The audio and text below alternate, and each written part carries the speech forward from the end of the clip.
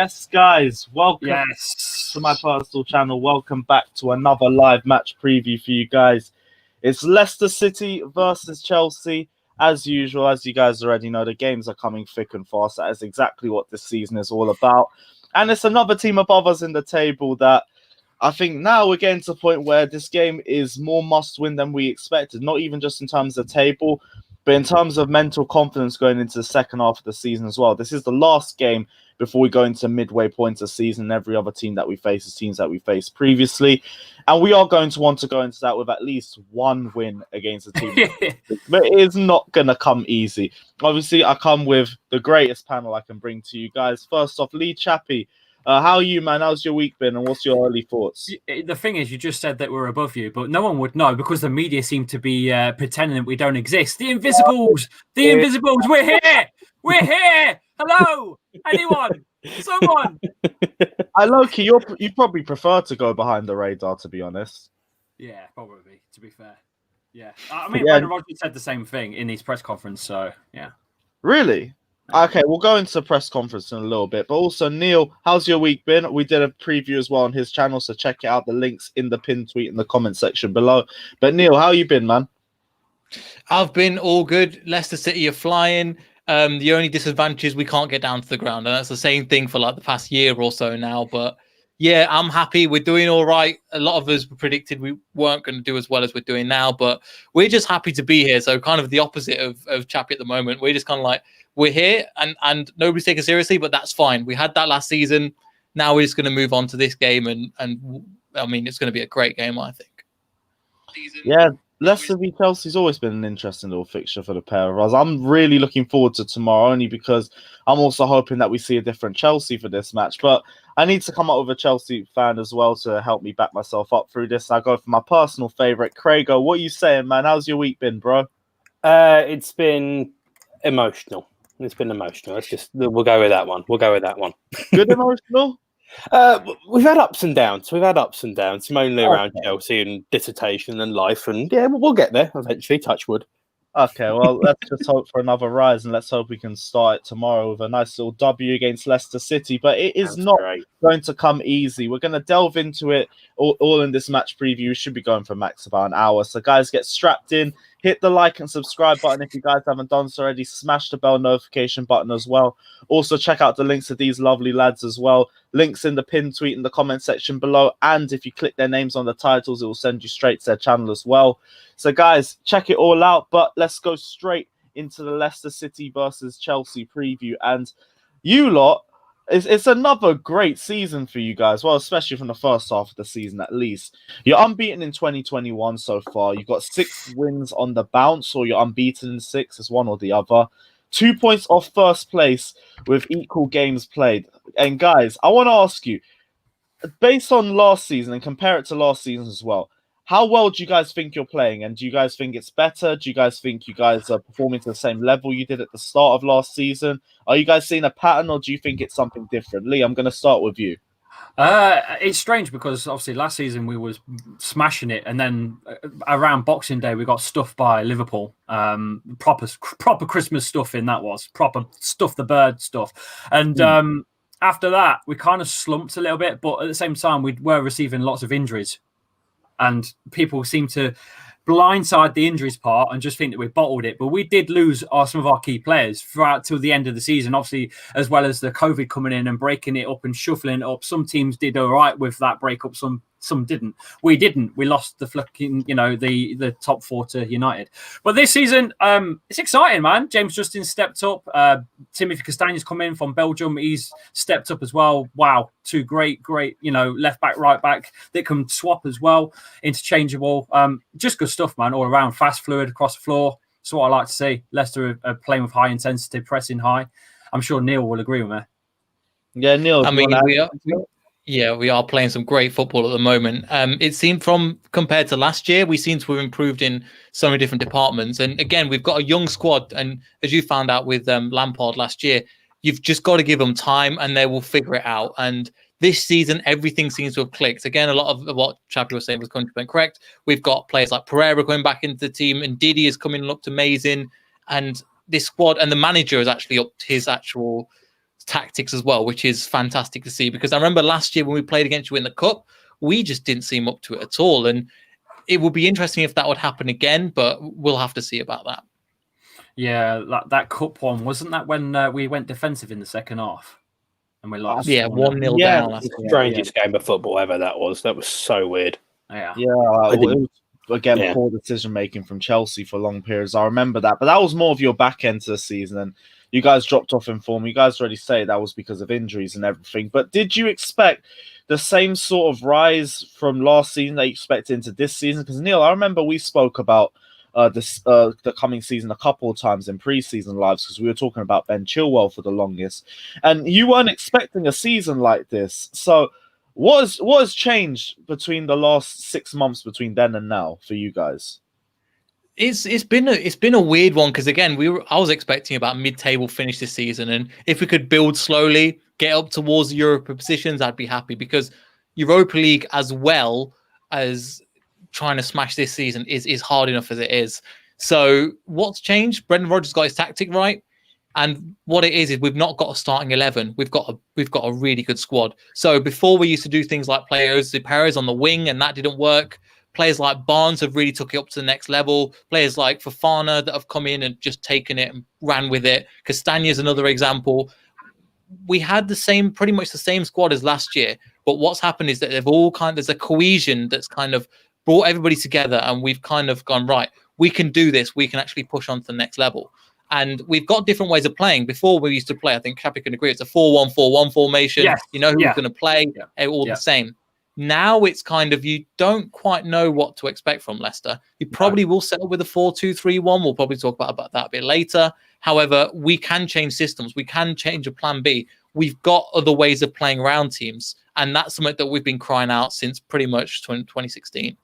Yeah, I mean, I'm still waiting for that complete plan B of playing in the air, because we've still got no one. Up top, I think we're bottom at set pieces for scoring goals. And believe it or not, up top, we are of letting goals in at set pieces. So really? Okay. Yeah. Of optimism. I like that. Okay, that's one thing to try and capitalize from. I also like the stuff that you're saying about a plan B. I mean, I'd like to see one of those. I think we're actually getting one the last few games, so I hope to see a potential switch into 4-4-2 formation. But Ian, I want to speak to you, because just from a rival fan's perspective, how have you found Leicester City this season? Well, I remember watching or hearing an interview before the season started, when kind of the restrictions were a bit eased, where people were talking about the optimism amongst Premier League fans in general for the upcoming season. And I remember Leicester ranking bottom in that, optimism poll, or whatever you want to call it, which is nuts, I thought, because, I mean, they've still got a good squad. They've got a great manager. There is a lot of positives going on around Leicester. And I have to say, although we are rivals and whatever, I think it's pretty much us, you and Everton can kind of all join together in the cohesion of being the Blue Boys kind of thing. We kind of all secretly can respect each other, if that makes any sort of sense. Yeah, we won't put Man City in there because they're not quite. No. We all hate Tottenham over here, so it's all good. Well, the thing is, you say that we've got, out of all the London clubs, probably Chelsea's our biggest, because of what happened in 2016, because of the whole Tottenham situation, because Arsenal, because of Arsenal when the 2016 season they beat us, they acted like they won the league, and because of what obviously Hazard, big fans around here, obviously N'Golo Kante as well. So there is a mutual respect between our two clubs, I think. I can't lie. Kante's going to be injured, right? Kante is going to be injured. Kante's out, hamstring injury. But it's a shame, but we do move. I thought he was going to be a shoo-in to start this game, especially because he missed the game against Fulham. But yeah, you're right. Leicester City and Chelsea, I can't lie, ever since 2016, you've had a warm place in my heart. I always look back to the Eden Hazard goal. And yeah, we both hate Tottenham, and that's always one way to unite both. So we'll take that. What else? I wanted to also ask about you guys, because we're near the midpoint of the season. You guys are 2 points off first, level on games played, not level on points, but you guys could potentially be top for a minimum of at the least 24 hours if you beat us. I'm all for that. I'm all for that. Yeah, but I want to ask you guys the question. I'll go both to a pair of you one by one on this. Yeah. Title contenders. What are we saying? Because I know with you guys, you like playing the slow game. Exactly that. Same vibes as 2015-16, where it's like, we're here. We're not going to say too much about it. No, it's really is a secret. The media don't want to talk about it. You say that, but really and truly, what are you guys thinking? You guys thinking you could have a go for it this season? Because fact is, this is the most messed up season. Yeah. Maybe even more of a mess than 15-16. Because 15-16, you can still attribute it to a lot of the top 6 sides which had a really poor season, and Leicester and Spurs and Arsenal were just absolute bottle jobs that season as well. This season, everything looks a lot more level. Like, it's not just one surprise team in the mix. You've got Southampton who are in around the top 6 as well. I think Everton are also close by as well. So really and truly, what are your thoughts? Because you do have a chance if we're being real about it. Lee, I'll start with you on this. Yeah, we've got a good chance. Why not? I mean, we're a side that can beat Man City 5-2 and then lose to Fulham, though. So the season's wonky. You can't predict this season, but we are definitely in this. The media might not want to say it. And I'll tell you this now, if it was Chelsea in third place instead of us, it would be a 4-way title race between Liverpool, United, Chelsea and Man City. Because it's little old the Foxes, we're not in the conversation. And I prefer that. I prefer it that way, but it's just banter against them. If we do win it, it'll be like this to them again. Austin got my man.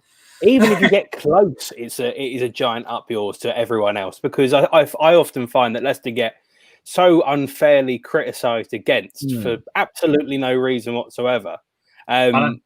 Yeah, it's mad. I remember Neil and Lewis doing a live stream over the summer saying about Chilwell and moving on and whether you thought it was a good move for us or not. And there was a load of not negative comments towards Leicester saying, "Oh, why would you sell one of your better players?" But no one actually talks about how well you buy, we're able to replace those kind of players. And it's a really underrated situation at Leicester that, again, we all respect each other. You're a good team, like not necessarily only a starting 11, good club in general. Neil, go ahead. It's really well run in my opinion, but I'm really glad that we're going under the radar. I'm not looking towards the top of the table. I'm really happy to be towards the top of the table, but even teams like Aston Villa, which have now got 3 games behind, if they win all them 3 games, they're up towards our position as well. So there is a few teams around that I'm really looking forward to. In terms of what we're doing, I think we are doing something right, and we've got this kind of tight-knit community that's really working with the squad, the players, the owners. And we've got a new training ground that's coming in and helps as well. So there's all these factors at the moment that are just kind of playing into each other. And are we in the title race? I don't want to say yet. In 2016, I say we'll see. All the way up to about a month to go. I was like, we'll see. Look at last season. Every game at a time, isn't it? Let's get 40 points. Let's get 40 points first, Neil. Dilly ding, dilly dong. Come on. Exactly. Let's get 40 points and stay. To be fair, how far are you off the big 40? Even by this point, you're only 5 points off. That will get done in a few days. Hopefully, you don't get the free. No, it won't lose. Not a few days. You win. Yeah, we got a cup. Few weeks. Before I move on to my next question, because Ian's just brought on an amazing point. Neil, I think you touched on this already, so I'll go to Lee about this. But talk to me about your scouting system, because no one speaks about that. That was a very good point you made. You lot make some ridiculous signings, and all the big signings that you lot lose, it comes to a point where you barely even notice it within a few months. It's weird how some of these players that come to Leicester are not picked up by bigger clubs, like the Luton Carfu, I call him, James Justin. Yeah, he's doing better stats than Reece James does this season. Ben Chilwell, who? Ben Chilwell, I knew you lot were going to replace him anyway. Neil was telling me out of your whole back 4, he was still the weakest one out of the lot. Yeah, so I already knew you'd replace him anyway. But again, Harry Maguire, £80 million. Thank you very much. We'll use that money, invest it back into the club and train youth academies. Train youthful players in this world-class state-of-the-art. Leicester's heads are screwed on, not in just terms of bringing players in, but getting ready to bring players in. Mm-hmm. You've got to set a foundation. That's what Leicester have done. It's just mad. Wesley Fofana. How many channels do you see out there talking about Wesley Fofana as this great thing? How did that slip by? Some of the big, I think Arsenal were going in for him at one point and signed the wrong player, right? Is that true? I wouldn't put it past them. It's nuts. It's absolutely nuts. So Credit to the owner, credit to the management, the team. Honestly, Leicester are just on fire for signing. Unreal. Yeah. I mean, also Fata, thanks for the donation. He's dropped a couple questions for you guys. First question: were you guys overachieving last? To be honest, you guys dropped out the top 4, so you guys, that's not even as a shot, but you lot wouldn't say you overachieved. If anything, you'd be disappointed by the end point of the season. I wanted you lot to get Champions top 4. League was too early though. Yeah, our squad was too early for Champions League. We didn't really have James Maddison and stuff are all right, but they're still getting there. You're seeing the best now, but during the group stage in the Champions League, it would have been, oh my God, we're in this kind of competition. And we saw when in 2017 when we went in, we played the same squad and our form dipped to the point where we were in relegation zone, but we were doing really well in the Champions League. And you look at the money, you're going to go for the Premier League and try and maintain that a lot more. So in hindsight, it was probably, I think Lee would probably agree, Europa League was much better, especially for the amount of injuries we had towards the beginning of the season. Yeah, it's obviously with the COVID stuff, and I mean, there's a lot of fixtures now back to back, which is the problem of European football, cup football, the Premier League itself, catching up with some of the fixtures. It's a bit worrying because obviously Europe's coming back. In the next few weeks, European football's going to come back. It's going to be a big test to Brendan Rodgers' depth and who he's going to rotate in these fixtures. Yeah, and that moves on to the second part of the question. I'm actually going to turn that into a two-parter as well. I want to ask, how have you lot been able to manage the Europa League and Premier League fixtures, fixture pile-up as well? Because we know what the Thursday to Sunday link-up is like. It's absolute carnage on the team, especially. We've had our struggles. I think we went through a stream of not winning our 5 games on the bounce straight after Europa League games or something like that in our run. But how have you lot managed? Because you lot have had a good season, but there's also been little things to look back on, like your home record. I don't think your home record's been that consistent this season. No. Something I hope we can capitalize on, but we will have to wait and see. But back to the Europa League, how have you lot been able to manage the Thursday to Sunday link-ups? Go on, Neil. I think it's been great, to be honest. We've kind of had a bare bones team at points. Soyuncu was out for 2 months. Ndidi was out for 2 months. Pereira was out for 2 months. Evans was out for a little bit. Some of these big, and Vardy was at the beginning of the season not really playing too many games as well. So you're looking at this and going, oh my God. And again, that's why we were saying that I thought we would get 10th, because we were thinking if we could just get through Europa, play the under-23s, counter it on the league, especially with how competitive it is. But we've actually done really well. Players like James Justin, which we knew was a good player, but we didn't think he was going to hit these same levels. You got players like Kim Castagna that have come in, and he was even injured for about 2 months as well. Yeah. Came in and is just flown with it. So we've balanced it really, really well. We've played kind of a solid team game in, game out. And when you've got young players like we have, it's actually ideal for them to play Thursday, Sunday, as weird as it sounds. I'd never thought at the beginning of the season I'd say that, but because you play Thursday, Sunday, that momentum keeps rolling through game after game after game after game. And the players just want to keep playing. Like James Justin's played every single game since the beginning of the season. In Europa League, the cup games, every single game. And that's what you want. When you're young, it's a hungry lad, isn't he? Hungry. Exactly. That's what you want. That's what you want on the side. Yeah, okay. Yeah. And dropping on into the second part of this question, do you lot think your team can win the Europa League? And also, do you lot think you're going to come to a point where you might have to sacrifice your Premier League form to try and push for the Europa League as well? Neil, I'll start with you on that. I kind of want to ask you guys, because you've been in a similar position. We're still new to this. We're still Europa League and doing Thursday, Sunday. We're still new to it. So I want to get your guys' opinions. To kind of throw it back to you, because you've been in a similar position where you've been through the league before. You're in a you're not cup competition. You're in the Champions League, Europa League. What do you do in this situation? Obviously, your squads are a lot stronger than ours. So £228 million stronger, apparently. 228 million you boys spent. Yeah, no one is letting us forget that. As a squad, if we were in the Europa League right now, I'd back us to win it straight up, regardless of the Thursday, Sunday. I think we'd be able to cope with it. But back in the 18-19 season, Like it would be easy for me to say it was easy for us because we went unbeaten in the Europa League and we got third place. But it was easy. It was easy. No, it was easy. You get to the end of it and you get a decent team. The Thursday to Sunday parts, like the only thing that was easy for us was, to be fair, the teams that we faced. Like we've said before, the Europa League, competitively, until you get to the quarters or semi-finals of the competition, it's just a breeze. Like you can make as many mistakes as you want against them. They'll probably only capitalize on it once. The rest of it is just you could play at 50% strength and you could still end up getting the win. So to an extent, it depends on the team that you guys face, but it also gets more and more competitive the deeper you get into the competition, and it's been getting stronger over the last few years as well. So let's say you get a bit of a tough team in the quarterfinals or the semi-finals. It might be a bit peak for you guys, but we were able to manage it. We had the depth to manage it. I think if you lot think you have the depth as well, why not? But it's about if you think there's certain holes in your squad where you do have to play players game in and game out. It might be good for the first half of the season, but over an entire season, I don't know how feasible that's going to be for it. So it all depends on your squad. I don't think that's one for Jamie Vardy to play, unfortunately, back-to-back football.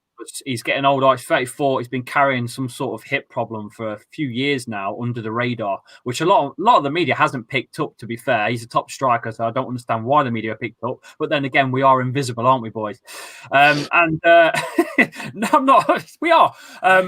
But I think with Jamie Vardy, you're going to have to rotate him. So Nacho's performing okay in Europe, but I feel like Leicester need a new striker. That's the one we really need.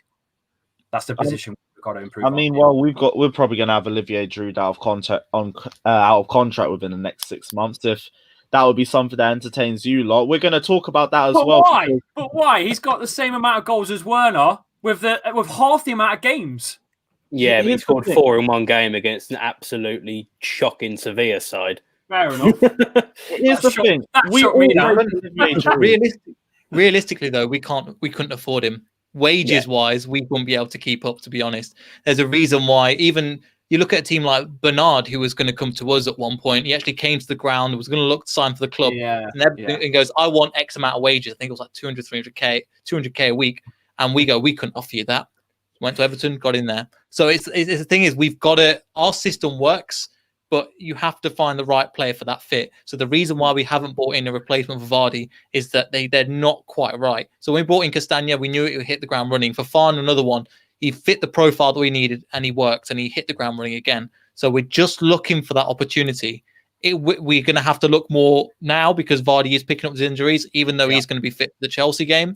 But he will be fit. He's picked up basically. He's got, as Lee was saying, he's got a hip injury. But what it is, it's kind of something that he's 34.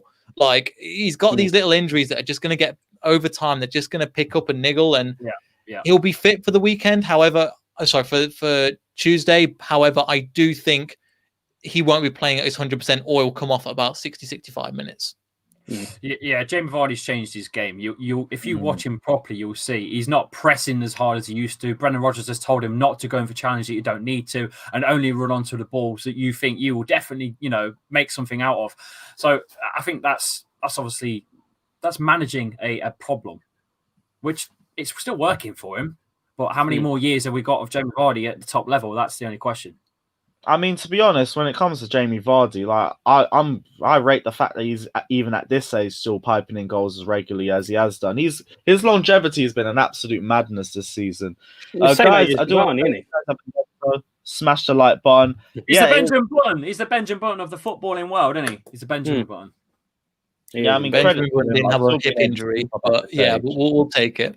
Yeah, I can't lie. One of our biggest hopes for the game tomorrow, obviously not wishing injury on anyone, but if Jamie Vardy was out of the game, I would have fancied our chances a little bit more.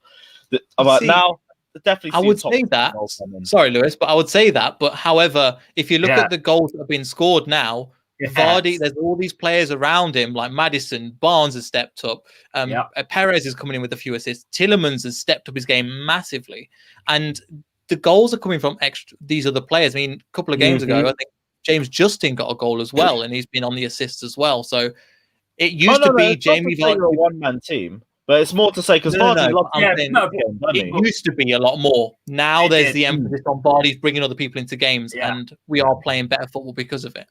we're branded as, relying on Jamie Vardy to put the ball in the net at the end of the day, and people don't realise that Harvey Barnes has got 10 this season. Harvey Barnes is having an amazing season, isn't he? Yeah. So we're more than just a Jamie Vardy now. It's easy punditry to just say you're a one-man team and not look at the other 10 players. Like, we've had the same thing as well when we were Eden Hazard FC for the longest, and we still had other players carrying us through the games. I was saying the same thing because with you lot as well, with Vardy in the Europa League, you don't even need him for the most part. Eden Hazard played about 2 games in the entire run-in, and one of them was a final as well. Yeah. Other than that, we barely saw him. He didn't even play the first leg of the semi-final, if I remember correctly, against Frankfurt. We only had that sounds about right. The thing, especially with Europa League, is some of the teams we come up against. To be fair, we actually had not a tough draw, but we had a well-known team draw, if that makes sense. Dynamo Kiev and things like that. Teams that you could possibly see in the Champions League in different years and whatever. Champions League. Yeah. Pot 4 Champions League sides.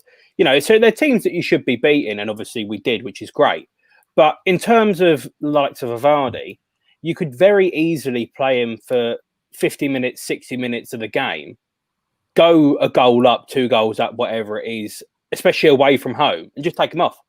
So it's not the having to play him twice a week kind of thing. If you can get him playing a certain kind of way against a certain amount of teams, of course, that comes through the draw and who you end up getting. Who did you get in the round of 32 anyway? Out of interest, I don't know.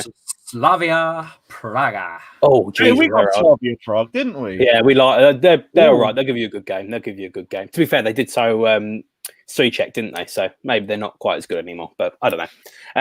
But yeah, no, that kind of game. I mean, if you go 2-0 up away from home, I mean, that's curtains. Take Vardy off because there's going to be nothing that he's going to do after that, and you can rest him. Probably do still need another forward. Slimani left you, didn't he, this week? That could have potentially been useful to use. I know, obviously, I know you want him gone. I know. Look at Lee.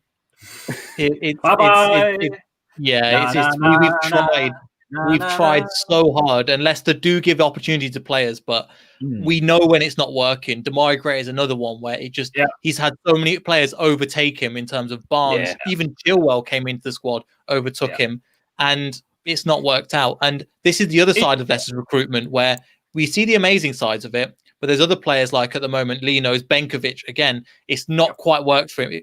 We got Benkovic in and we got Soyuncu in, and Soyuncu was supposed to be the backup player to Benkovic to replace Maguire.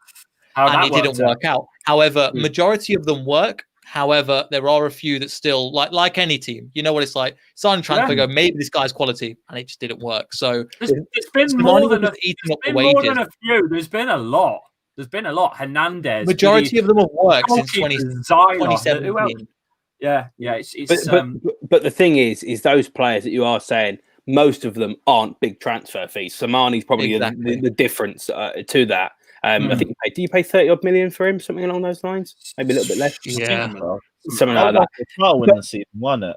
Yeah, that sounds about right. The year after, because we tried to strengthen, and there was a few reasons why that was. The scout and Steve Walsh end up leaving for Everton, and kind of goes. And also, we had Rob Tanner on our podcast, and he was talking about how Ranieri really wanted Slimani, and the club was like, "Don't do it. We know what he's like. We've seen him. We've reviewed him. He's not for us." Then when when he left, when the head scout left, Ranieri goes, "This is my present for winning the league. Go get him in." And they in the best way, they'd listened to the manager and they got him in, and it just didn't work. I mean, he scored a couple of good goals, but I think it was like he got a Champions League goal against his rival Porto side, wasn't it? Yeah, exactly. And it was £1.6 million per goal, pretty much. I think what he scored in all competitions for the amount of minutes he played, it was. Oh, but Chelsea have. What about Danny Drinkwater, for example? Oh, you shout out, yo. What about you now? But it happens for all teams. What I'm saying is, it does happen for all teams, and sometimes you just gotta put it on the back burner, ain't you? I always try and mentally prepare myself that we paid 40 million for Ross Barkley and only 15 million for Danny Drinkwater. That's how I mentally deal with that absolute fuckery that was. It's the only way I can deal with it. Right, let's switch teams now. We've spoken about Leicester City. I want to get the thoughts of a few rival fans on Chelsea and what you've made of Chelsea throughout the season. Let's not talk about Chelsea over the last few weeks, because if we're going to talk about that, we look like an absolute mess from top to bottom. But we got past Fulham in our last game. I mean, I say that. We just got past Fulham, but we can't buy a win to save our lives right now, so I'll take that for what it is. We've lost our last 3 away games, but Leicester City's home record as well, if we're looking back here, isn't really that good as well. So there's positives to look at from both sides and negatives to look at from both sides. But how do you feel about Chelsea? How do you feel about Chelsea's season? And also, what do you guys think about Frank Lampard? Lee, I'll start with you. Yeah, it's more about pulling out the best pieces of a jigsaw puzzle from all different flipping puzzles and putting them all together and hoping they all fit. And that's exactly what's happened with Chelsea.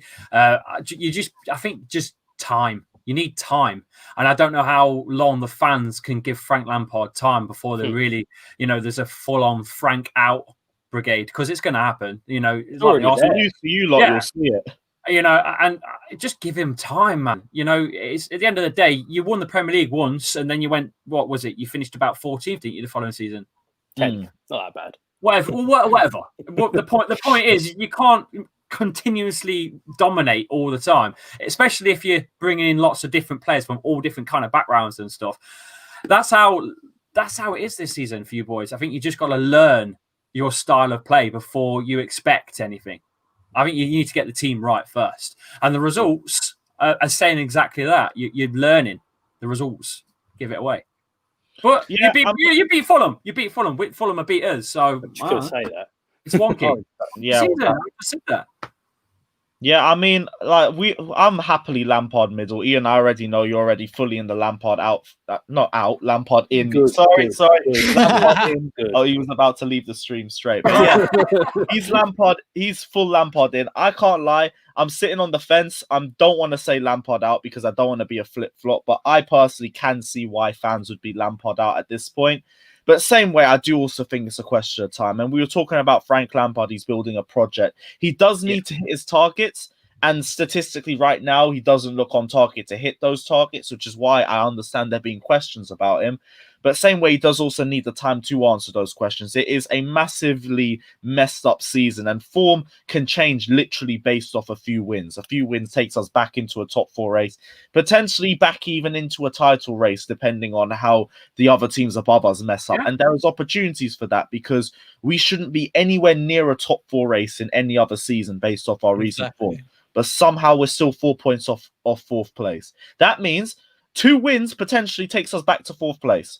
Yeah. Fact. And that could actually happen based off this season. So if we win 2 games, beat Leicester City, beat Wolves, go back into the top 4, are we all still going to be saying Lampard out? Are we still going to be screaming his name with a bunch of swear words in between? I wouldn't be doing that. And that's why I don't want to do it right now, because if I do that, we turn things around, we're back in the top 4. Can I sit there and say Lampard in straight afterwards? No, I can't do that, which is why I'm happily going to sit on the fence. I see both sides, but I'd also want to see Frank Lampard and what he can do, because he's been very versatile over the last 18 months. And if anything, if there's one thing I would say, I'd like to see the old Frank Lampard back, because the old Frank Lampard switched formations, switched tactics more regularly. He was a lot more free-flowing. We're not seeing that Frank Lampard. I will happily say that he has regressed right now as a manager, but there's also still time to change things up. Neil, what about you? What are your thoughts on Chelsea this season? So I think Chelsea is in just a turning point stage, from my opinion. And how you're working is, if you take this and you just take it into another season, or take this same time in 2022, I think you're looking at a completely different team, a team that's gelling. The quality is there for everybody to see. That's why everybody was making so much noise in the summer transfer window and think you're going on to win the league. If you get that teamwork and that cohesion and a steady, constant formation, you guys can be challenging next year. But you just got to ride it out this year, because we've seen it from Leicester. I remember saying to Lewis about the Werner chance against Fulham. It was exactly the same thing that happened to Harvey Barnes last year with the 2-2 draw at ours. He missed an open chance, and it was just like, this guy isn't doing it. But he just needs that extra year. And him and the players around just need to know how each other work. If they find out how each other are fixing each other, and fixing the little kind of the small bits that take you up to that next level, I think you're nearly there. And I think hopefully with Lampard, if he can get his hand around the team and go, right, this is the formation, this is the way we're playing, this is why I think it's the best, it will work out for you guys. So credit to you, but you're just in a transition stage. And the difference is we're willing to give managers and players time. Unfortunately, with Chelsea the way you are, it doesn't seem like that's the case with your fan base. Lewis, there's one name, Ole Gunnar Solskjaer. The club have given him time. I know the fans want him out. For a long time, the fans wanted out, but the club have given him time. Where are they? Tell me, where are they? I hear that, but also... No, tell me, where are they? Tell them. They're top of the league. They're top of the league, but also, if I'm going to play devil's advocate, half of those United fans still want him out, and they are top of the league. Well, they're fucking morons, aren't they? They're not real fans, are they? If he wins the title, I fully agree with you, and this is exactly why I'm Lampard middle. I'm not sticking to one side right now. I am shameless about it. I will stick in the middle because I do see both sides. But same way, I could see Lampard lift the league title. But right now, I've seen a bunch of players that don't work, that would work under another manager's system. And someone said it perfectly it was one of the videos I was just scrolling through on Twitter, and someone said it perfectly where we spent £250 million basically to replace, if we're being real, just Tammy Abraham and Callum Hudson-Odoi, who to their extent had pretty decent seasons, but we knew we could do better. And now everyone's saying, yeah, we got Frank Lampard, who's a pretty decent manager, but we also know that we could do better with our managers. So it's a question of, if you're going to do that, you could also go the full 900 yards, get a better manager as well, get a better system, and then we would instantly be title contenders. Because if there's one thing I think the fan base can be more united on, it's the fact that it's not really the players, it's more the system and the manager. I would put more of it to Lampard. Still blame the players for some of it, because some of the play that we've had has been absolutely disgusting. Some of our midfielders have regressed, and it's beyond tactics. It's just pure laziness, in my opinion. Like, I'm seeing Mateo Kovacic jogging on the field during a press. Now, I know that's not Frank Lampard telling him to jog on the pitch, so I'm not going to blame him doing that. Players not tracking back. That's not on Frank Lampard. That's not on the players as well. So I do understand that it's a bit 50-50. I do want to move to one of the questions of Kaio, because with the rumours that Frank Lampard could be out, I know Brendan Rodgers has been one of the names pushed out there. I'm just throwing it to the panel. I'm not saying this is my opinion. Ian, because I know you already got something to say. I want to start with you. But would Brendan Rodgers do a job at Chelsea?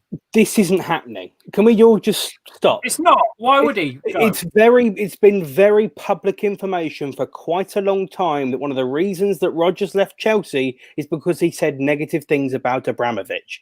Abramovich is not going to hire Brendan Rodgers. Done. That is it. He would do a good job, fine, but it's not going to happen. So why are we still talking about it? Was that the reason for it? It is. It is. I've seen that. I listened to a podcast with Brendan Rodgers on, and they were talking about his philosophy on training youth. And he's in a position right now at Leicester where he's got a great job, and he's comfortable with that job right now. And the club are backing him. They've gave him this platform of a world training facility, £100 million. Go and check it out. I'm honestly, I swear to you, go and have a look. Yeah, it's superb. Unbelievable. It's one of the best in the world at Leicester. It's nuts, but that's happened.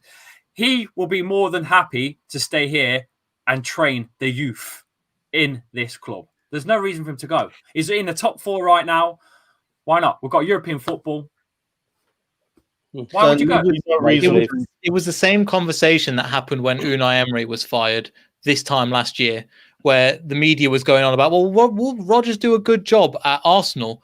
And it was the thing where we just beaten Everton. We were having a really good time. I think me and Lee were having pizza at that time. Do you remember? We had John that came over from the US. Yes, and we had the exact same conversation. Like, well, why would he leave? But it's one of the things that we've even seen with like players like Wesley Fofana. People didn't know who he was, had a couple of good games, and we've seen the rumours going, is he going to Man United? And this was in like 3 weeks of him playing the game. And you're thinking, come on, lads, can you just give him a little bit of credit? But at the same time, it's kind of a backhanded compliment at the same time that he's doing such a good job at our club. He must be doing good to transfer that same skills over to another club. So we do take it as a compliment, but at the same time, it's a Brendan Rodgers wants to be like, he wants to be the man that's really admired. And he was at Celtic until he left. He was never at Liverpool, but I think that step up from Swansea to Liverpool was too big a step for him. And again, he did achieve a lot of really good stuff, but because of He was The almost man there. nearly won the Premier exactly. League. If it weren't for Steven Gerrard slipping up, he nearly won the But Premier League. they weren't expected to. At the No, beginning exactly, of the season, they were rebuilding. There's a guy in the chat. There's a guy in the chat that's just rattled me, which is Rodgers' bottle job. It wasn't Rodgers' fault that Steven Gerrard slipped and cost them the Premier League. That was not Brendan Rodgers' fault. You can't put that on him. And how it can be a bottle job. Makes people feel a certain way. I tell you, the man was on a treble for Celtic. He was on a treble. I don't give a shit what club it was or what league it's in. Great. Who gives a toss? If it's Celtic and it's apparently an easy league, you go over there and manage Celtic and see if you can win the league. The only thing I will say is, do you think he'd be loyal? Because that was the only thing I was thinking about. Because he was loyal to Celtic. No. He's shown that same disloyalty to previous clubs. I'm thinking if a bigger club, I don't want to say bigger as a means of disrespect, but if a bigger club came in for him, would he stay? Money talks. That's the thing.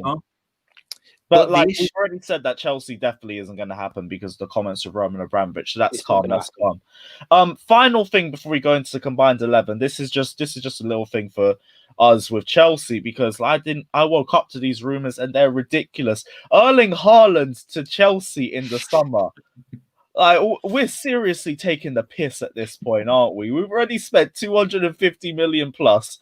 We're now going to go out and get Erling Haaland. I mean, if we can do it, and I think it's because of the pandemic and all the other clubs still making losses and we still got some remnants of cash left over from the transfer ban, that we can make a push for Haaland this year. I think his release clause comes in at the end of next season, not this season, which is why Chelsea want to make a move now instead of next season. But realistically, Ian, what are your thoughts on this transfer? Do you really think it's going to happen? Chelsea in the move for another big world-class forward?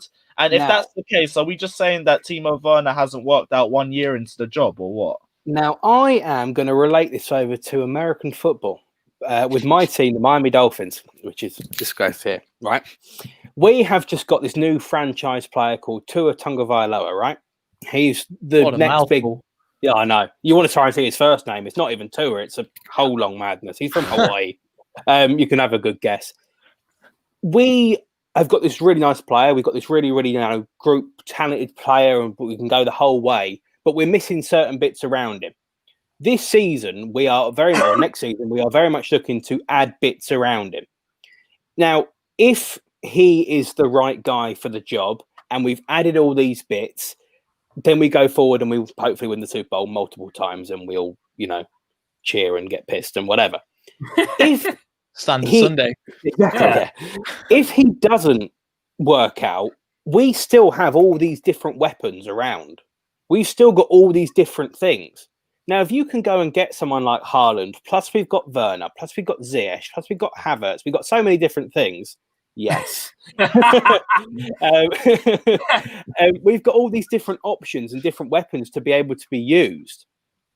If Frank Lampard is not the right guy for the job in the summer and they actually go, do you know what, we are going to move on from Frank, which could happen, but we have to give him the rest of this season to be able to see what certain parts can do. And then if we have to add in a new manager plus adding another weapon in Erling Haaland, then we are looking and going in the right direction. But the other thing people are going to kind of look at is, well, we spent a lot of money, which we have, of course. We spent a lot of money. But Kai Havertz is 21. We spent 72 million quid on him, which is money that Leicester could only dream of probably spending on a player, unfortunately. We spent 72 million quid on a 4-year contract, I think it is. 4 or 5 year contract. 4 or 5. I think 4. Okay, 4. Wait, Kai Havertz now has a 5-year deal. 5-year. 5-year deal. So in 4 years' time, or now 3 years' time, or 3.5 years' time, if we get to a point and go, do you know what? Kai Havertz is not working out for Chelsea. He will be 24, potentially 25. I don't know when his birthday is. He'll be 24, 25 years of age. He has probably still got then another 6 years, 7 years, right at the top of his game. You think we can't get 72 million quid out of him? Oh, no, he'll still have massive potential by that point, even if we're going to say he's a flop by then. Exactly. Well, that's the thing. This is where he could be. For all we know, he could be one of the Chelsea's best players over the next 4 or 5 years. But Real Madrid could still come in for him in 5 years' time or whatever and go, we want to give you 180 million for him because the game's changed that much. Kante now, that's a good example. 32 million we signed him from you guys. We could probably go and get 50, 60, 70 million quid for him. Listen, Harry Kane wore a Leicester shirt once, believe it or not, and we let him go. And look how he turned out. We let him go, mate. He was on loan. It don't. Well, yeah, but still, You could have surely signed him. there was a potential to sign him, wasn't there? But if you watched him that season, you're like, all right, then. You just thought it was another one of those. We had Lingard as well. Yeah, I don't even go there. Lingardinho. See, this is the thing, is we have got these players in. Werner, another one, he's 24, 25 now. A few years' time, he's going to be 29. Hazard turned 30 the other week, whenever it was, the other day. 4 years' time for Timo Werner, that puts him at 29. Hazard went to Real Madrid when he was 28, I think it was. There's no reason we can't sell these people on. If Haaland doesn't work out for us, it's completely worth the money now. If we can afford it and we can get him as our player right now, in 4 years' time, he's still going to be worth a fuckload of money. So we can take the risk. Would it be the same thing about Werner as well in that same conversation? I think maybe Werner a little bit less, but I think it would still be. There'll be someone out there that would want him.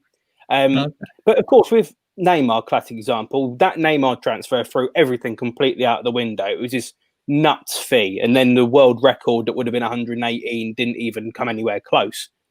If something like that happens again, to be honest, I doubt it will. But you don't know where players are going to be in so many years' time. Remember back to 2002, I was 4 years of age. I don't know how old you were, Lee, but I was 4 years of age. And there was talks about Zidane moving for 40 or 50 million quid and it being a world record transfer. We signed fucking Danny Drinkwater for 40 million quid. Exactly. The game changes so much. So let's say we sign Erling Haaland now. For, I don't know, what's the rumoured fee? Is there a rumoured fee? No, it was 62 million on the release clause. So we'll be over 80 million for Haaland. Okay, so 80 million quid. There is no reason why he couldn't be worth 120 in a few years' time, or even 100 as standard. Oh, way more over that. So we've made our money back. So right, let's go for it. Let's take that gamble. I will gladly take. I don't, with all the money that we've had. Also, not my money. So if we want to go for it, please, I will gladly go for it. But the one thing we've needed, there's not just this season, but the last 3-4 seasons, we need a clinical finisher. This guy is the definition of clinical. If you go in the dictionary, you'll have a photo of Erling Haaland's face on it. Jorginho, Kai Havertz, Reece James. Oh, the assists, man. Like, we would finally be a clinical side with this guy. Timo Werner, I didn't say that with him last season because we knew he was a high-volume striker. He will miss chances. He will score chances. Haaland, he will score more chances than he misses. And that's the one thing we've lacked in a striker. Two things I want to say. He's played 35 games for Borussia Dortmund and scored 35 goals. That is clinical as shit. But the other thing, Chelsea have struggled over the years with signing strikers. But all the strikers we have signed have been very similar style strikers. Torres, you're looking at Morata, you're looking at potentially Timo Werner, if that goes in that particular way. Pato, Falcao, failed attempts of forwards, right? If you think about it, we had a lot of success before that by going for a very different thing. Bit of brute force, Drogba, big presence for us. Hasselbank, big presence for us. We spent money on forwards and it's worked out, but no one talks about them.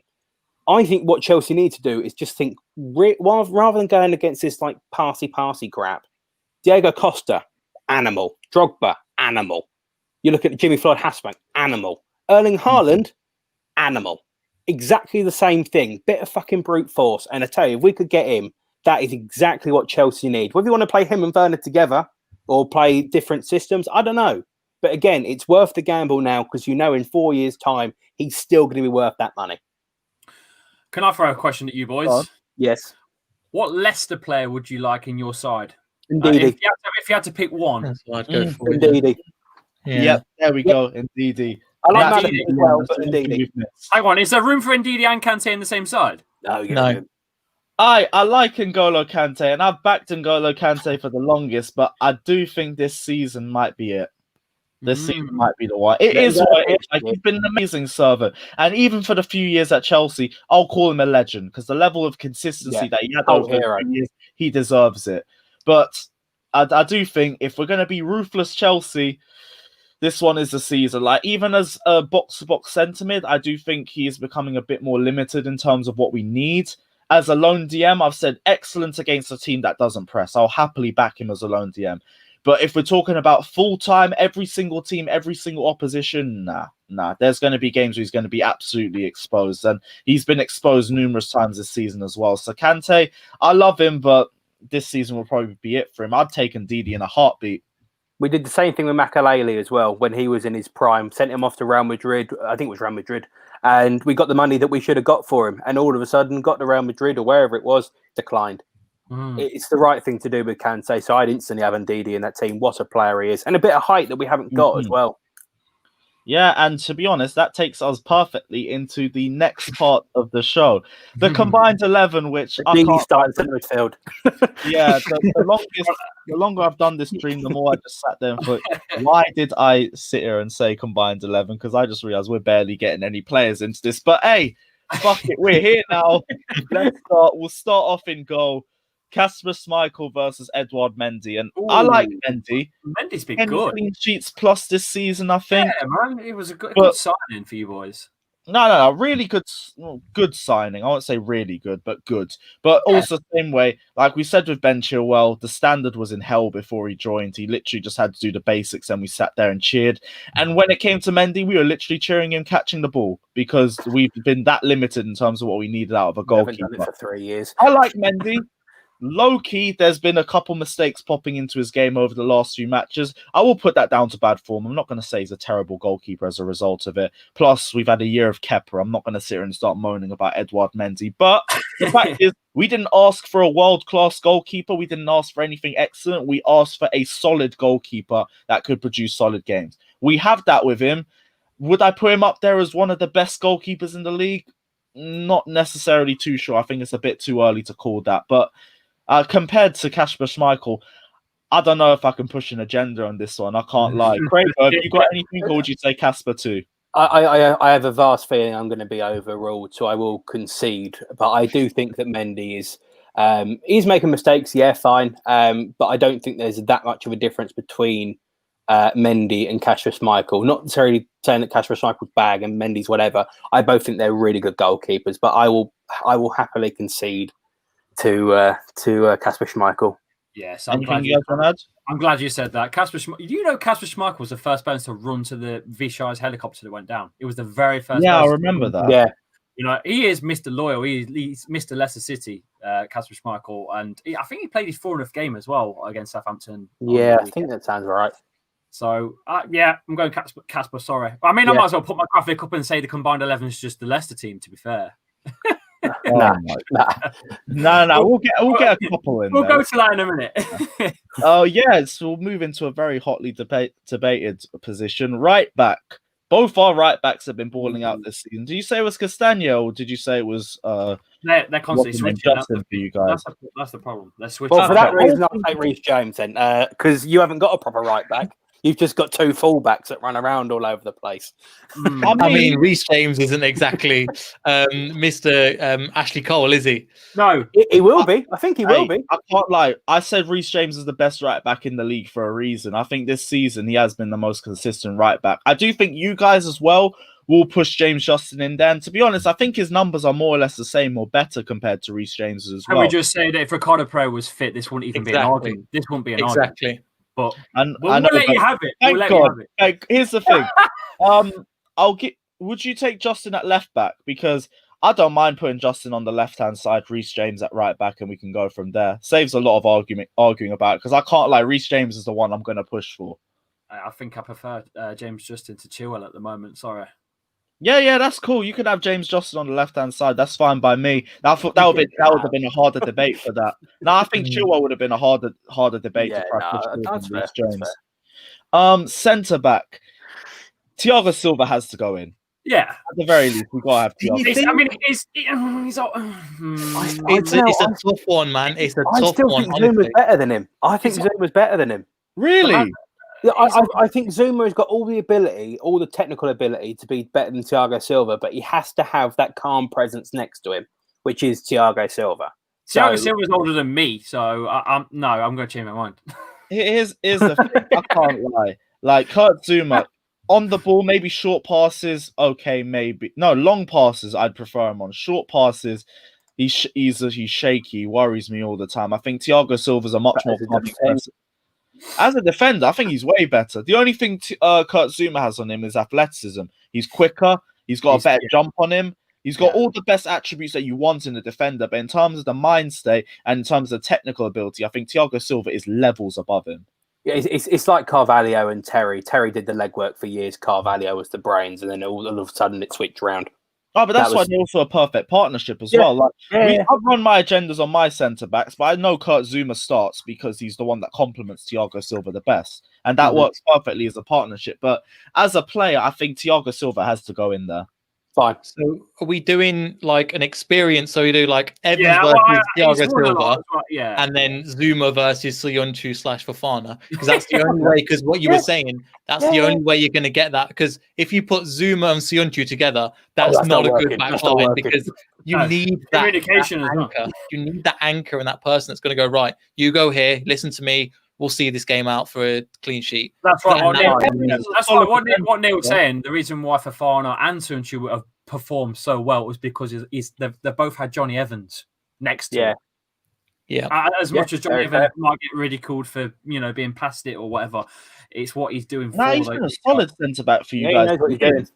Which is why I actually make the argument for Evans over Thiago.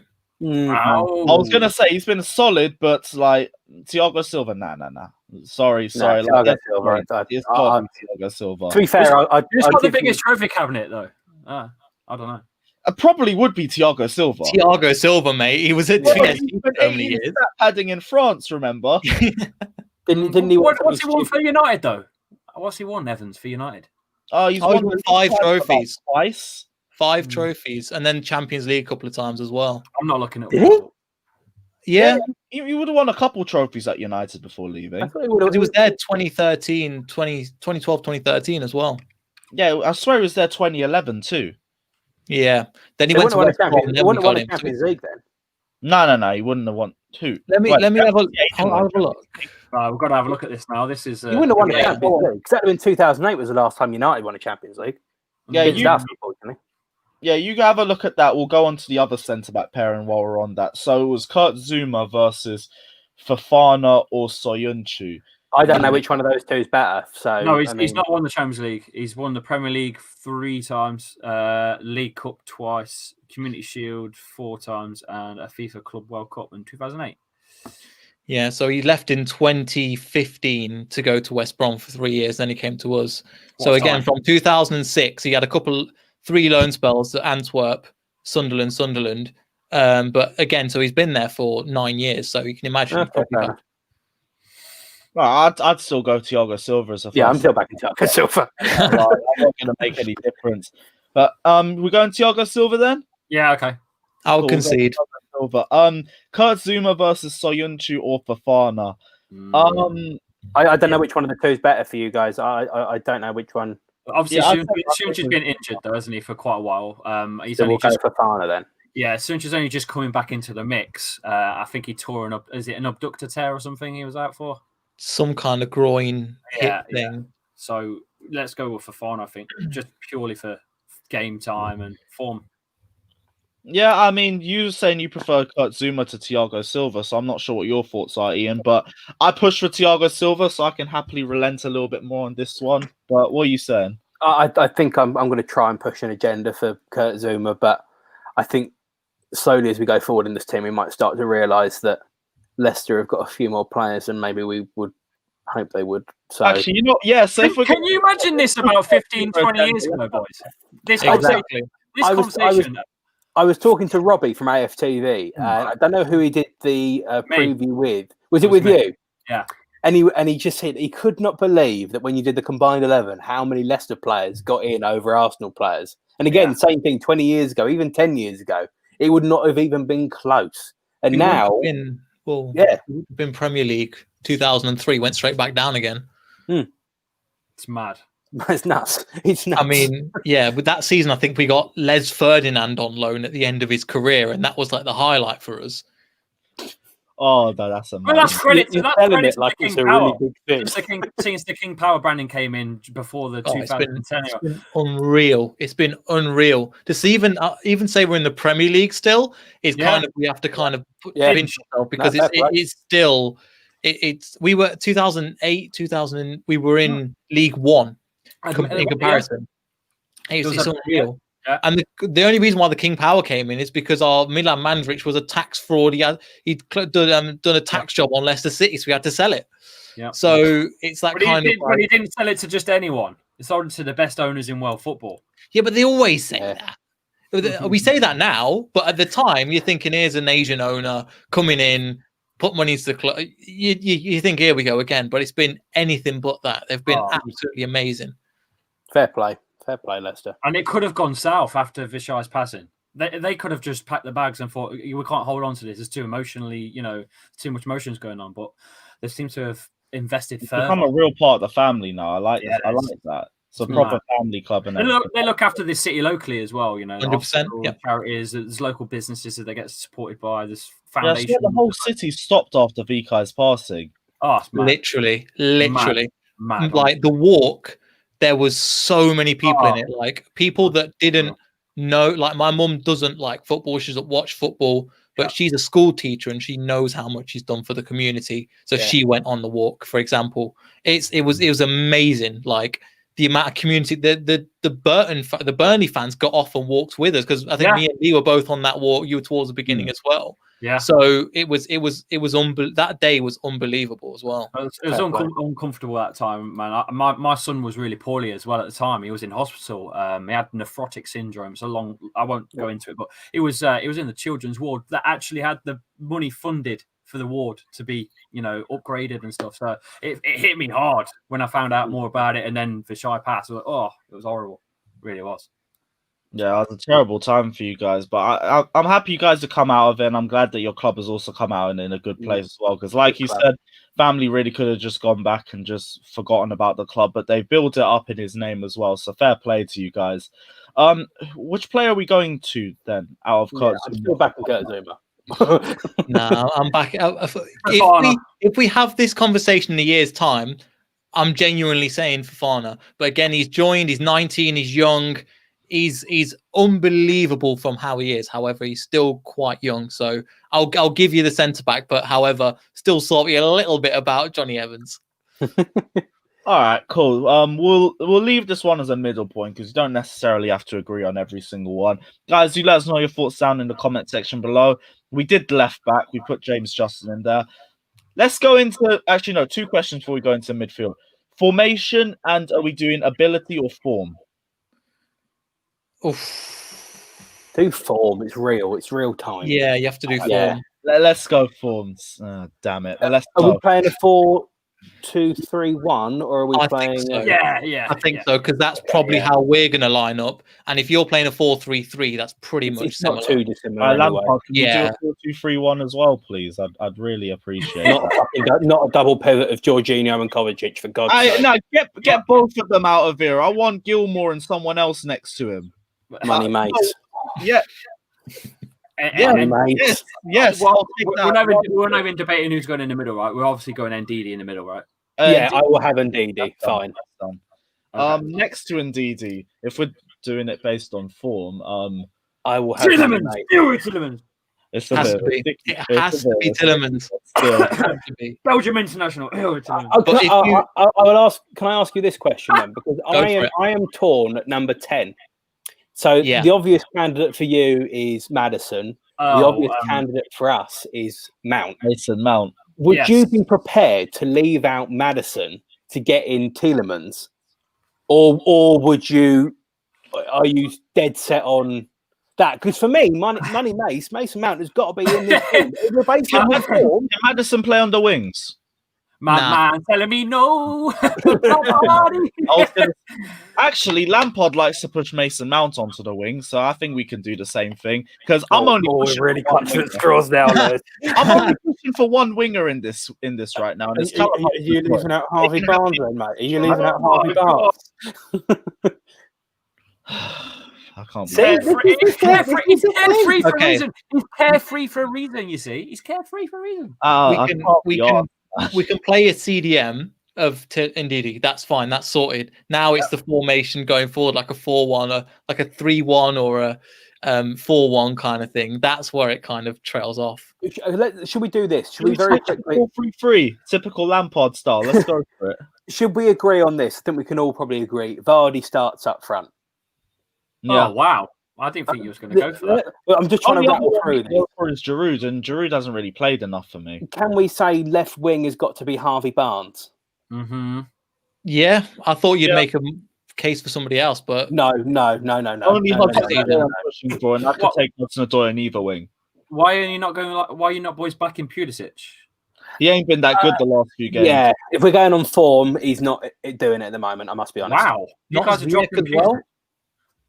We're going to be honest here. Like Pulisic, quality player if we're talking about ability, but if we're going to talk about recent form, he's been off the pace the last few games. He's still coming back from his injury. He's still getting confidence back in himself. He's still figuring himself out. Right now, the only good winger that we've had is Hudson-Odoi, and he's had barely any game time, which is probably why you haven't even noticed that, to be honest. But managerial issues, he should be playing more. I'm not going to say too much about it. I think he will. I think you will slowly start to see that in playing more. I better, because I'm running out of defenses for this. He should have started the Fulham game. So what we're saying? We're saying Harvey Barnes left and then Hudson-Odoi right? Are we? Hudson-Odoi over. Who's the Leicester candidate for right midfield or right wing? Well, You've got Mark Albright, who is seriously underrated. Yeah, and really good, but he's not on that level. But he's that player that for Leicester works fantastically. Yeah. As of 11, he's not getting in. However, in Leicester's 11, he's getting in. If that makes sense. He's not getting in ahead of Ziyech. He's a team player. His teamwork and his work ethic is better than his out-and-out performance. Yeah. Leicester have had a few of those down the years, to be fair, though. All right, so we're going left wing Harvey Barnes. We're going right wing then. A lot of people are saying Ziyech. We're talking recent form. That's why Ziyech. Recent form, he's been injured. I'll have Hudson-Odoi. All right, so Hudson-Odoi on the right. Now, in the middle, we still haven't really sorted that out yet. So with Tielemans, Mount, or Maddison, 2 out of the 3. One of them's I'll say Mount. I will say Mount and Maddison. I think Maddison's superb. Yeah, but you can't use it. But Tielemans has been better this season than not Maddison. having Mount in this. I am not. We're talking about on form. 2 goals in his last 2 games. He's the only person that ever puts in a fucking shift for us half the time. I'm having Mason Mount. Over the course of the season, 2 goals in 2 games, Maddison as well, by the way. They include them both. Can I be real? Mason Mount's probably been our best mid. We can't play without Tielemans. You can't play less without Tielemans right now. If Tielemans has a bad game, Leicester slump. 100% slump. Like everything goes through him. His form in the Belgium. So I would actually say play Tielemans over Maddison. Wow. Genuinely. For the formation we're playing. You can't have... Maddison gets the headlines and his goals have been fantastic. However, you'll probably see this tomorrow's game. The role that Tielemans plays, especially with Ndidi, is immense. And the balls he's put through, he's not got the assist, but it's the massive long ball over to the person that gets in, who then Vardy puts it away. So a lot of credit if you don't watch... It's one of those players where you don't watch the game. Tielemans is unbelievable. He had a bad game against Liverpool. He lost 3-0. Literally, that's how severe it is. And if he's tired...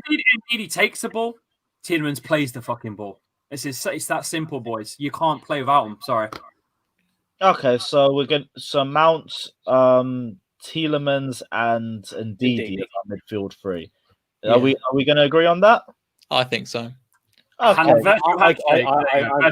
Totally distant handshake. We got this, guys. So we'll go through the lineup one more time. So that's Kasper Schmeichel in goal, Reece James right back, Thiago Silva and one of Fofana and Kurt Zouma as the other centre-back option, James Justin at left back, Tielemans, Ndidi, Mason Mount, Hudson-Odoi, Harvey Barnes and Jamie Vardy. Everyone happy with that? So Hudson-Odoi over Ziyech. Recent form Hudson-Odoi over Ziyech. Can I just point out there, Lewis, we have got 4 players in that 11 and potentially 5 if we can argue the case for Zouma. That's fucking nuts. 4.5 works for me. Like I thought if we said at the beginning of the season, though, I think for player, you have got a much better squad than us. But it shows you how we've kind of gelled and that's what you need. That's basically the money can't fix issue that you guys need at the moment, is that kind of cohesion and playing together as a team. Once you get that sorted, I think it's going to be immense. It's going to be a good game anyway. Yeah, someone just said the comment. What about the manager? We both agree Ranieri. Hey. Yeah. Let's have Claudio. Why not? Yeah. You said his name. You said his name. We're not worthy. We're not worthy. I pick up Ranieri. Another thing that we can all mutually agree on. Final question before we end this stream. Score predictions from everyone. Lee, I'll start with you. What are your thoughts? Ooh, home performance hasn't been great at the King Power. Leicester are a team that really do need fans at the King Power. Going for a 2-2 draw. 2-2 draw. Okay. I will back a 2-2 draw. I will back a 2-2 draw. Same case as last season, then. Yeah, well, there's 3 draws, isn't it, in the Premier League, back to back. Something like that. Yeah, 1-1, 2-2. Yeah, the 0-0. 0-0. Oh god, that was a dreadful game. Yeah, that weren't good. Though I can't lie, I was chanting "Come on, City" when they went 1-0 down to Brighton. Hilarious. We spent more time in the cup. I think that's the last. I think it's been draws apart from the cup game. Cup. I'm not surprised people forget that cup game. It was absolutely dreadful. Neil, what's your score prediction? I'm honestly on current form and everything. I'm going for a 2-0 Leicester win. Normally, against Southampton, I was going a 1-1. Thought we could do it. I'm thinking that we're going to win 2-0 and keep a clean sheet because at the moment, Rich put a comment. Big up on you, Rich. Same prediction. Fan of he's been on our channel a few times as well. That I think it will be 2-0 to Leicester as well. It's something that I really do. I think last time I got a prediction this wrong was 4-3 that I thought we were going to beat Liverpool. However, I'm feeling us for this one. And normally, as Lewis knows, I'm not as confident. But this season, from how we're playing, with the formation we're playing, with players firing, I think at the moment we can take on pretty much anybody. Yeah, I wouldn't put it past you guys. If anything, like in recent years, that's just been the standard Leicester heart about them, where they will take on all comers. So I am expecting a very, very open match. I'm not going to sit here and be too confident about it, but yeah, I'm going to have to back my team on this. I'm going to go for 2-1 Chelsea. If you're going to ask me why, it's because we lost 3-1 to Arsenal, so I can't really fully predict results. So literally anything can happen. Yes, Leicester are the better side on paper right now. They're the better side on form too. But anything can happen. Welcome to the Premier League, and we actually need to get a team against a top 6 side finally. We've already said, and I've been saying it for years as well, I'm classifying you guys as a top 6 side anyway. Arsenal are out the conversation. So welcome to the club, guys. But yeah, guys, this is the end of the Leicester versus Chelsea preview. I hope you guys have enjoyed everything that the panels had to say. If you guys want to check them out as well, Lee and Craigo's channels are literally in the title. If you click their names, it'll take you straight to their channels. So check it out and hit the like and subscribe button for these two as well. Check out Neil's channel as well. It's the only tweet in the comment section, so you literally can't miss it. It's the pinned tweet. Press that. It'll send you straight to his channel, and hit the like and subscribe button for his channel as well. But I've been Carefree Lewis G. We'll see you guys tomorrow on Blues Fans TV for the live watch along. Yes, please. I'll be doing that too, mate. I'll be doing that too. Hope everyone can jump in from your stream tomorrow and give me banter if you boys score. We might actually have to do something for half time. That would be good. That would be good. I'm going to send you a link and you can do mine. That'd be good. I mean, to be honest, we could do a thing where we jump on each other's stream. Yeah, that'd be good. That'd be good. Right. Yeah, let's do it. Let's do it. I'll back that. But until tomorrow, guys, take care. Up the Chelsea and all of that, and let's hope we get the 3 points.